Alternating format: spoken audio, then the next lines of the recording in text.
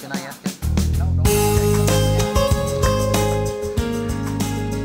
Good morning and welcome to Radio Friends. This is Tuesday and February the 12th, just a couple of days before Valentine's Day. I hope the month is going well for you. February, as many of us know, is Black History Month, and we're going to talk about that today. I've got my friend Mary Ratliff with us, and who better to talk about Black History Month than Mary Ratliff? Thank you. Pleasure to have you here, Mary. Good to be here. This is it's an important month to draw awareness to the trials and tribulations of the black people. What Yes. the black people went through. Absolutely. Yeah, and it's still going through. Would you say that things are good right now, or is still problems?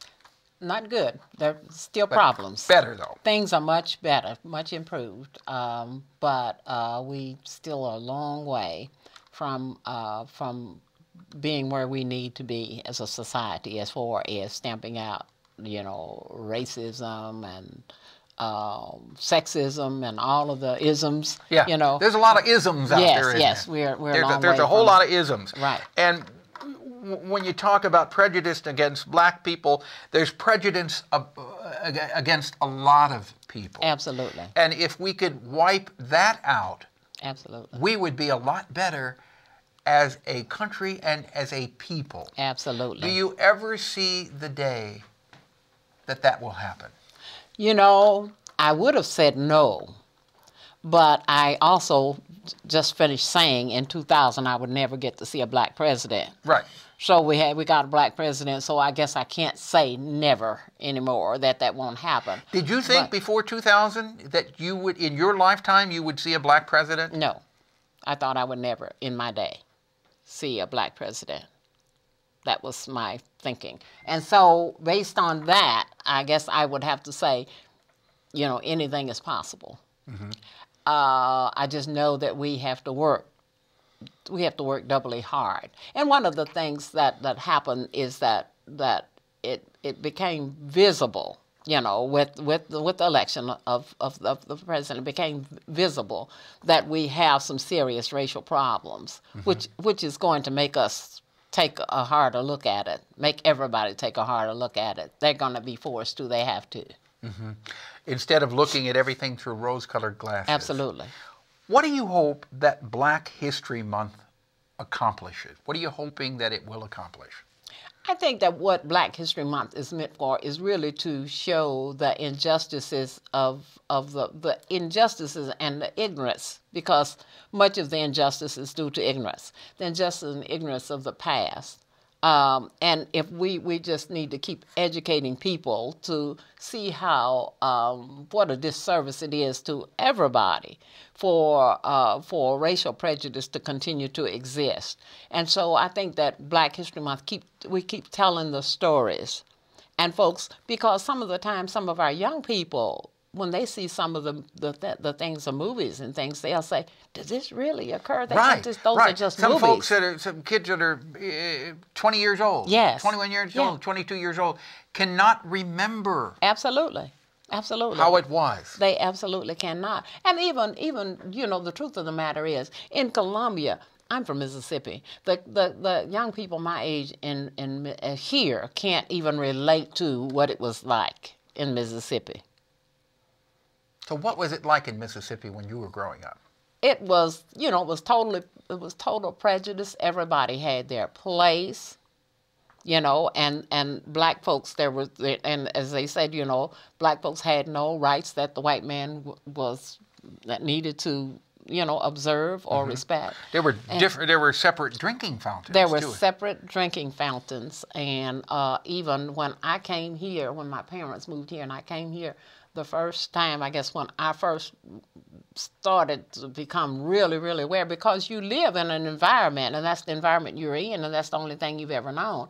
And so when I came here on the bus to visit, my folks moved here, and I stayed there my junior, senior. So you came from Mississippi to Columbia. And I stayed there my junior, senior year with my coach, and I played basketball. I stayed there with my coach and his wife, and my parents moved here for my junior, senior year. And so when school was out for the summer, and I caught the bus to come here, I had to get on the bus in Mississippi and go to the back of the bus. There was a sign there that said that. I had to go to the back. And it didn't say black, it said colors, right? I don't remember. It didn't say black. It wasn't black. Yeah, probably said colored. Colors, in the back of the bus. In the back. But then when you got to Missouri, could you sit in the front of it? When we got to, because we came through Illinois, Illinois, I guess it was, down there. But when we crossed over into Illinois to get into, before we came into St. Louis, that's the way the bus had to go then. They took the sign down. The bus driver took the sign down. You know, people could sit anywhere they wanted. So once you crossed the border... Once you crossed the line, it was illegal for them to put, you know, like you were in Illinois. Folks could sit where they wanted to. Well, when I got back on the bus, so I was peeved then, you know. So when I got back on the bus, I just automatically went to the back of the bus, because I wasn't changing when I was going back home, because I wasn't changing when I got to the Illinois line to go to the back, sit in front and go to the back, you know. So when you went home, when you left Missouri, the black people could sit anywhere in the bus, but once you got to the line, they had to put the sign up, and the black people had to go to the back. Absolutely, absolutely. Could not ride in the front. Yeah. Would you say in your lifetime that's one of the biggest changes that you've seen? I guess that's one of the, I guess maybe, yes. I think that accommodations, period. Because there were those, you know, there were many of those. There were, you know, like we had an accident on the 22nd of December 1959 down in Houston, Missouri. That's the day we got married. We had a car accident, and we couldn't stay in a hotel. You couldn't stay in a hotel in Houston, Missouri? No. Because you were black. That's right, a black family. The service station people found this black family because we couldn't get the car done until the next morning to put us up.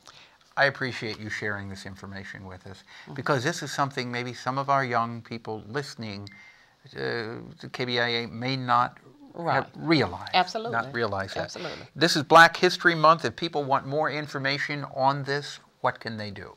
They can contact me at 445-3231, or they can email me at marrat300@aol.com. MARRAT 300 @aol.com. Mary Ratliff, thank you so much for coming by and sharing your story with us today. Thank you. Okay? All right. Tomorrow, the cold and flu season, we got Gene Forrester with us from D&H Drugs and Access Arts. Our program directed by Travis McMillen of the Reynolds Journalism Institute. Audio is Pat Akers, KBIA. Our floor director is Amy Simon, and our assistant producer and guest coordinator, Uncle James Mauser. We'll see you tomorrow. Thanks for listening. Bye-bye.